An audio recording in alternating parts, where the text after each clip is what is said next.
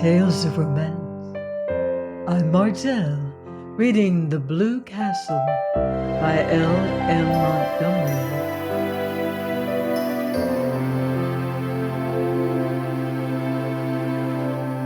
Chapter 6.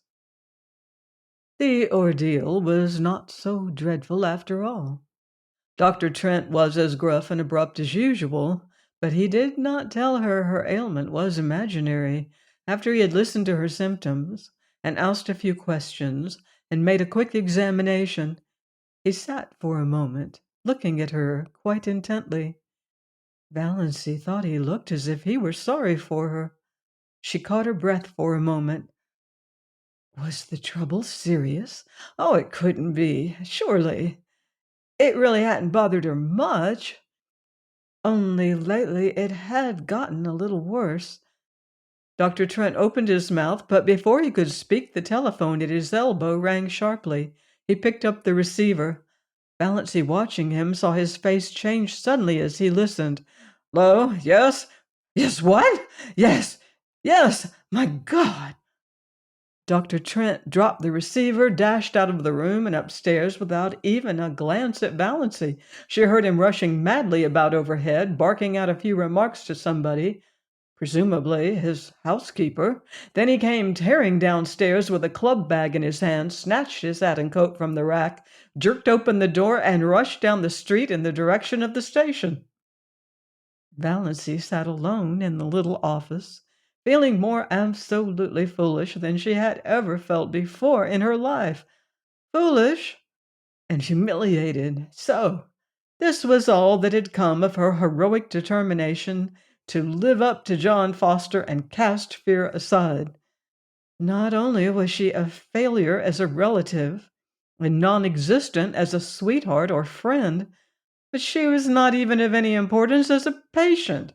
Dr. Trent had forgotten her very presence in his excitement over whatever message had come by the telephone.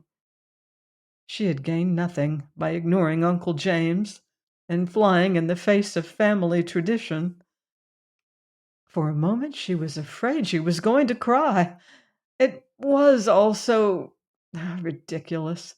Then she heard Dr. Trent's housekeeper coming down the stairs. Valancy rose and went to the office door. "The doctor forgot all about me," she said with a twisted smile. "Well, that's too bad," said Mrs. Patterson sympathetically. "But it wasn't much wonder, poor man. That was a telegram they phoned over from the port. His son has been terribly injured in an auto accident in Montreal. The doctor had just 10 minutes to catch the train. I don't know what he'll do if anything happens to Ned. He's just bound up in the boy. You'll have to come again, Miss Sterling. I hope it's nothing serious." "Oh, no, nothing serious," agreed Valancy. She felt a little less humiliated. It was no wonder poor Dr. Trent had forgotten her at such a moment. Nevertheless, she felt very flat and discouraged as she went down the street. Valancy went home by the short-cut of Lover's Lane. She did not often go through Lover's Lane, but it was getting near supper time, and it would never do to be late. Lover's Lane wound back of the village, under great elms and maples, and deserved its name. It was hard to go there at any time and not find some canoodling couple, or young girls in pairs, arms intertwined, earnestly talking over their secrets. Valancy didn't know which made her feel more self-conscious and uncomfortable. This evening she encountered both. She met Connie Hale and Kate Bailey in new pink organdy dresses with flowers stuck coquettishly in their glossy bare hair. Valancy had never had a pink dress or worn flowers in her hair. Then she passed a young couple she didn't know, dandering along oblivious to everything but themselves. The young man's arm was around the girl's waist quite shamelessly. Valancy had never walked with a man's arm about her. She felt that she ought to have been shocked. They might leave that sort of thing for the screening twilight at least. But she wasn't shocked. In another flash of desperate, stark honesty, she owned to herself that she was merely envious. When she passed them, she felt quite sure they were laughing at her, pitying her. There's that queer little old maid, Valancy Sterling. They say she never had a beau in her whole life. Valancy fairly ran to get out of Lover's Lane. Never had she felt so utterly colorless and skinny and insignificant. Just where Lover's Lane debouched on the street, an old car was parked. Valancy knew that car well, by sound at least, and everybody in Deerwood knew it. This was before the phrase Tin Lizzie had come into circulation, in Deerwood at least, but if it had been known, this car was the tinniest of Lizzies, though it was not a Ford, but an old gray Slauson. Nothing more battered and disreputable could be imagined. It was Barney Snaith's car, and Barney himself was just scrambling up from under it, overalls plastered with mud.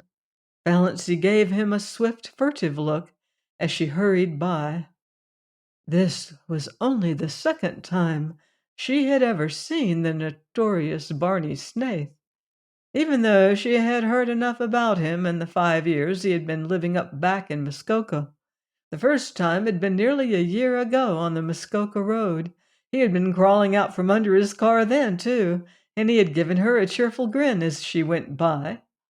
A little whimsical grin that gave him the look of an amused gnome. He didn't look bad. She didn't believe he was bad, in spite of the wild yarns that were always being told of him. Of course, he went tearing in that terrible old gray Slauson through Deerwood at hours when all decent people were in bed, often with old Roaring Abel, who made the night hideous with howls. Both of them dead drunk, my dear, and everyone knew that he was an escaped convict and a defaulting bank clerk and a murderer in hiding and an infidel and an illegitimate son of old Roaring Abel Gay and the father of Roaring Abel's illegitimate grandchild and a counterfeiter and a forger and a few other awful things, but still Valancy didn't believe he was bad. Nobody with a smile like that could be bad, no matter what he had done. It was that night the Prince of the Blue Castle changed, from being of grim jaw and hair with a dash of premature gray, to a rakish individual with overlong tawny hair dashed with red, dark brown eyes, and ears that stuck out just enough to give him an alert look, but not enough to be called flying jibs. But he still retained something a little grim about the jaw. Barney Snaith looked even more disreputable than usual just now. It was very evident that he hadn't shaved for days, and his hands and arms, bare to the shoulders, were black with grease. But he was whistling gleefully to himself, and he seemed so happy that Valancy envied him. She envied him his light-heartedness and his irresponsibility and his mysterious little cabin up on an island in Lake Mistawis, even his rackety old gray Slauson. Neither he nor his car had to be respectable and live up to traditions. When he rattled past her a few minutes later, bareheaded, leaning back in his Lizzie at a rakish angle, his longish hair blowing in the wind, a villainous-looking old black pipe in his mouth, she envied him again. Men had the best of it, no doubt about that. This outlaw was happy, whatever he was or wasn't. She, Valancy Sterling, respectable, well-behaved to the last degree, was unhappy and had always been unhappy. So there you were. Valancy was just in time for supper. The sun had clouded over, and a dismal, drizzling rain was falling again. Cousin Stickles had the neuralgia. Valancy had to do the family darning, and there was no time for magic of wings. "Can't the darning wait till tomorrow?" she pleaded. "Tomorrow will bring its own duties," said Mrs. Frederick inexorably. Valancy darned all the evening, and listened to Mrs. Frederick and Cousin Stickles talking the eternal niggling gossip of the clan as they knitted drearily at interminable black stockings. They discussed second cousin Lillian's approaching wedding in all its bearings. On the whole, they approved. Second cousin Lillian was doing well for herself. "Though she hasn't hurried," said Cousin Stickles. "She must be 25." "There have not, fortunately, been many old maids in our connection," said Mrs. Frederick bitterly. Valancy flinched. She had run the darning needle into her finger. Third cousin Aaron Gray had been scratched by a cat and had blood poisoning in his finger. "Cats are most dangerous animals," said Mrs. Frederick. "I would never have a cat about the house." She glared significantly at Valancy through her terrible glasses. Once, 5 years ago, Valancy had asked if she might have a cat. She had never referred to it since, but Mrs. Frederick still suspected her of harboring the unlawful desire in her heart of hearts. Once Valancy sneezed. Now, in the Sterling Code, it was very bad form to sneeze in public. "You can always repress a sneeze by pressing your finger on your upper lip," said Mrs. Frederick rebukingly. 9:30, and so, as Mr. Pepys would say, to bed. But first, Cousin Stickles' neuralgic back must be rubbed with Redfern's liniment. Valancy did that. Valancy always had to do it. She hated the smell of Redfern's liniment.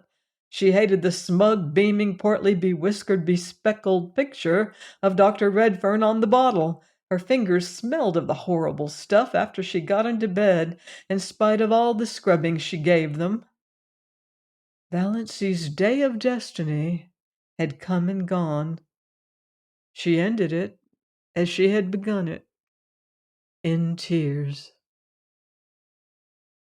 Join me next time for another romantic chapter of The Blue Castle by L.M. Montgomery, here on Love's Tender Flame.